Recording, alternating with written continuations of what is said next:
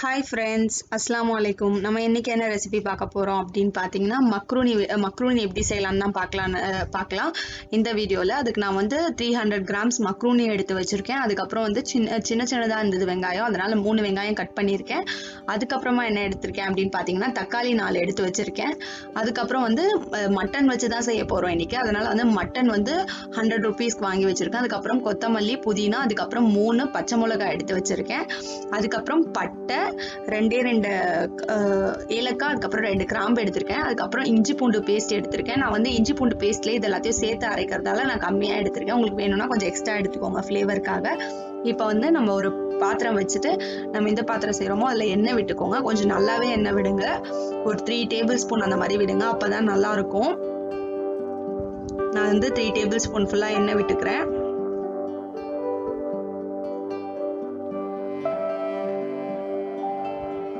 இப்போ வந்து எண்ணெய் கொஞ்சம் நல்லா காயட்டும். அதுக்கப்புறம் வந்து நம்ம எடுத்து வச்சிருந்த கரம் மசாலா எல்லாத்தையும் போட்டுக்கலாம் இதில். அது கூடயே வந்து பச்சை மிளகாவும் ஃபர்ஸ்ட்லேயே போட்டுடுங்க. அது காரம் நல்லா இறங்கிடும் அந்த ஆயிலில், அதுக்காக தான். அதுக்கப்புறம் நம்ம கட் பண்ணி வச்சுருக்கோம் ஆனியனையும் நான் அதில் போட்டுடுறேன். இப்போ வந்து இந்த ஆனியன் வந்து நல்லா பிங்கிஷ் கலரில் வரணும். அது வரைக்கும் கொஞ்சம் வெயிட் பண்ணலாம். நல்லா ஹையில் வச்சு இது பண்ணி விட்டுடுறேங்க. மிக்ஸ் பண்ணி விடுங்க. ஒரு பிங்கிஷ் கலர் வரட்டும்.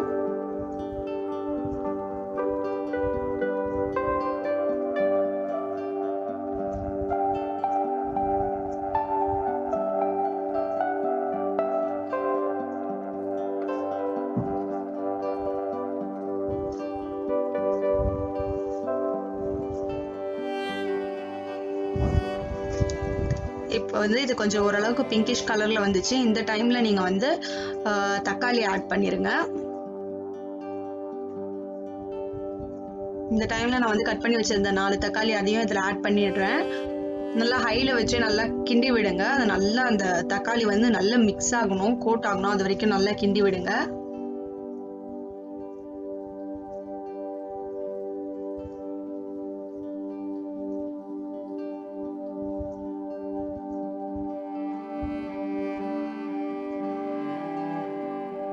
இப்போ வந்து நல்ல தக்காளி வந்து மசிஞ்ச உடனே அதில் வந்து நான் 2 டேபிள் ஸ்பூன் ஃபுல்லாக வந்து இஞ்சி பூண்டு பேஸ்ட் எடுத்திருக்கேன். இதுக்கு டேஸ்ட்டே வந்து இஞ்சி பூண்டு பேஸ்ட் தான். அதனால் வந்து இஞ்சி பூண்டு பேஸ்ட் கொஞ்சம் நல்லாவே எடுத்துக்கோங்க. இது வந்து நல்ல இஞ்சி பூண்டோட பச்சை ஸ்மெல்லாம் போகணும், அது வரைக்கும் நல்லா வதங்கட்டும்.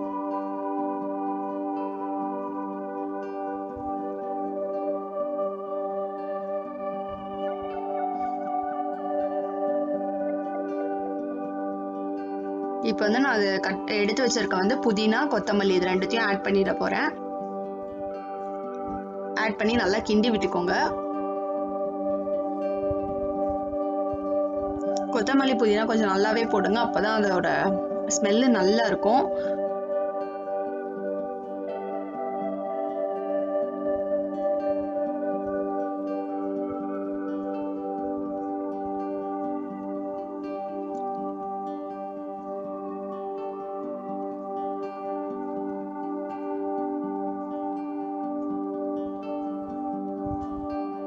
இது நல்லா மிக்ஸ் பண்ணி விட்டுக்கோங்க.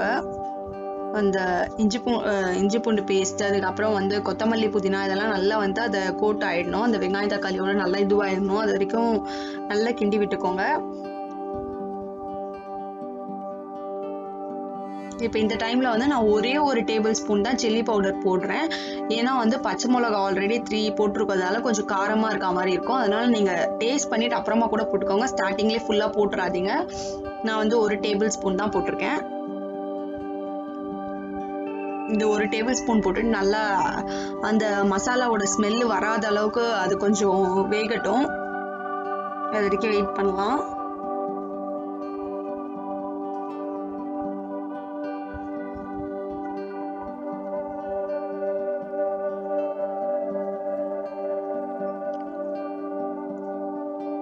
இப்போ நான் இந்த டைமில் வந்து நான் கொஞ்சோண்டு தனியாத்தூளையும் ஆட் பண்ணிட்டேன். அப்புறம் நம்ம எடுத்து வச்சிருக்க கறியும் ஆட் பண்ணிடலாம். தனியாத்தூளும் வந்து ஒரு டேபிள் ஸ்பூன் அந்த மாதிரி தான் ஆட் பண்ணேன். அதுக்கப்புறம் நம்ம எடுத்து க்ளீன் பண்ணி வச்சிருக்க கறி இதில் ஆட் பண்ணிடுறேன். நாங்கள் லைட்டாக போன்லெஸ் தான் கேட்டோம். அது லைட்டாக தான் போன் இருந்துச்சு. அது நல்லா போட்டுக்கோங்க. நல்ல சின்ன சின்ன பீஸாக போட்டிருந்தீங்கன்னா இன்னும் சூப்பராக இருக்கும். நீங்கள் முடிஞ்சா சின்ன சின்ன பீஸா கொந்தன கறின்னு கேட்டிங்கன்னா கூட கொடுப்பாங்க. அது வாங்கி போடுங்க, சூப்பராக இருக்கும். இப்போ வந்து தேவையான அளவு உப்பு போட்டுக்கலாம் இதில்.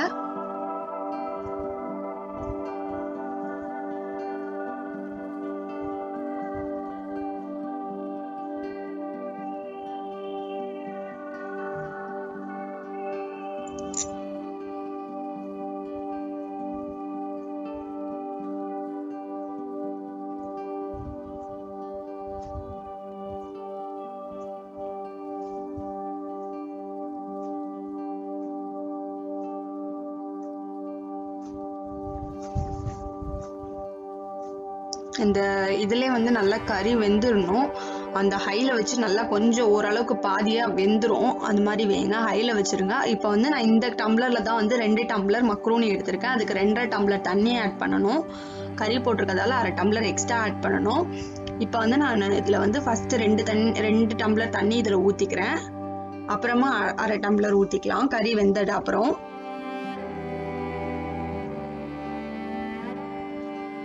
நான் இன்னொரு 1/2 டம்ளரும் ஆட் பண்ணிட்டேன்.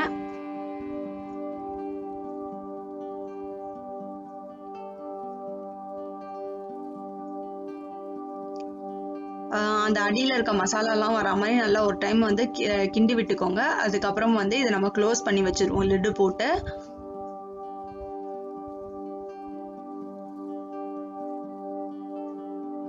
நல்லா கொதி வரட்டும். உங்களுக்கு பார்த்தாலே தெரியும் நல்லா கொதி வந்துட்டு இருக்கு. கொதி வந்தோடனே இதை நல்லா மூடிடுங்க. இப்போ வந்து நல்லா கொதிக்குது. இந்த மாதிரி தான் நல்லா தளதளன்னு கொதிக்கும். அப்போ வந்து கறி வந்துருச்சான்னு பார்க்கறதுக்கு தான் நம்ம ஓப்பன் பண்ணணும். இது வந்து எப்படியும் கறி வந்து கேஸில் வேகிறது கொஞ்சம் டைம் எடுக்கும். அது வரைக்கும் கொஞ்சம் நல்லா ஹையில் வச்சு கொஞ்சம் நல்லா வேக விடுங்க.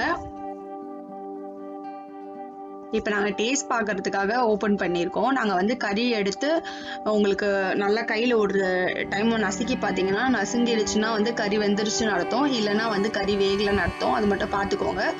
இந்த டைம்லேயே வந்து உப்பு காரம் எல்லாத்தையும் செக் பண்ணிக்கோங்க. அதுக்கப்புறம் வந்து நீங்கள் உப்பு காரம் போடணுன்னாலும் கடைசியாக போடலாம், அதுக்கப்புறம் போட முடியாது. அதனால் பார்த்துக்கோங்க.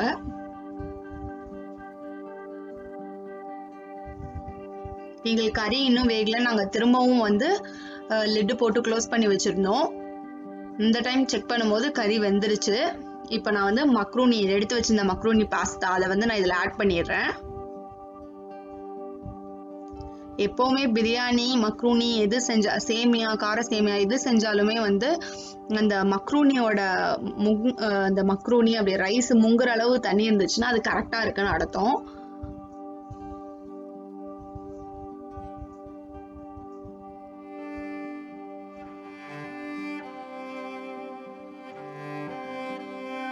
இது மாதிரி நல்லா தண்ணி வந்து கரெக்டாக இருந்துச்சுன்னா அது வந்து கரெக்டாக வெந்துடும். மேலே வரைக்கும் முங்குற அளவு தண்ணி இருக்கணும் அப்படின்னு சொல்லுவாங்க. அந்த மாதிரி வச்சுக்கோங்க. எப்போவுமே அந்த மாதிரி வச்சிங்கன்னா கரெக்டாகவே இருக்கும் உங்களுக்கு. இப்போ வந்து நம்ம வந்து இதை தம் போட்டு தான் எங்கள் வீட்டில் இதை செய்வாங்க. எப்போவுமே மக்ரூனி கூட வந்து லைட்டாக அந்த தம்மில் விடுவாங்க. அந்த தம்மில் விடும்போது அதோட டேஸ்ட் எக்ஸ்ட்ராவாக இருக்கும். இது வந்து ஹாஃப் குக் ஆகணும். ஃபர்ஸ்ட் ஹாஃப் குக்னா வந்து கொஞ்சம் எடுத்து நசுக்கி பார்த்தீங்கனாலே உங்களுக்கு தெரியும் இது ஹாஃப் குக் ஆனது. அந்த மாதிரி ஆகுற வரைக்கும் விடணும். இதை நல்லா அந்த எண்ணெய்லாம் பிரிஞ்சு வரும் உங்களுக்கு அந்த மசாலாலேருந்து, அது வரைக்கும் நல்லா விடணும்.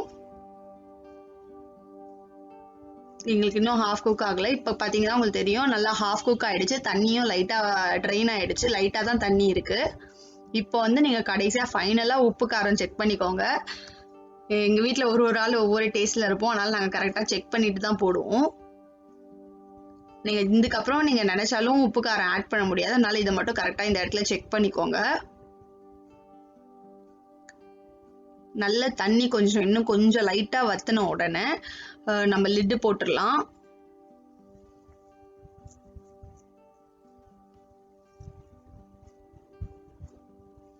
இப்போ வந்து தண்ணி நல்லா வத்திருச்சு. உங்களுக்கே பார்த்தாலே தெரியும் நல்லா மக்ரூனியும் வந்துருச்சு. இந்த டைம்ல தம் போட்டிங்கன்னா சூப்பராக இருக்கும் சீரியஸா. இப்போ வந்து தம் போடுறது எப்படின்னு பார்த்தீங்கன்னா, ஒரு லெட்டு வச்சு மூடிட்டு அது மேலே நல்லா வெயிட் வச்சுட்டிங்கனாலே போதும். கேஸ் ஆஃப் பண்ணிடணும். கேஸ் ஆஃப் பண்ணிட்டு ஒரு 15 to 20 மினிட்ஸ் விட்டிங்கன்னா சூப்பரான மக்ரூனி ரெடி ஆகிடும். கண்டிப்பாக இந்த டிஷ்ஷை ட்ரை பண்ணி பாருங்கள், சூப்பராக இருக்கும்.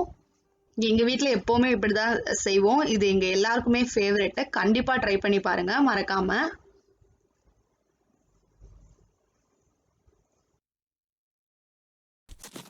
உங்களுக்கு எங்கள் வீடியோ பிடிச்சிருந்துன்னா மறக்காமல் லைக், ஷேர் அண்ட் சப்ஸ்கிரைப் பண்ணுங்கள். பக்கத்தில் இருக்க பெல் ஐக்கான் ப்ரெஸ் பண்ணிக்கோங்க. அப்போ தான் எங்களோட நோட்டிஃபிகேஷன்லாம் உங்களுக்கு வரும். தேங்க்ஸ் ஃபார் வாட்சிங்.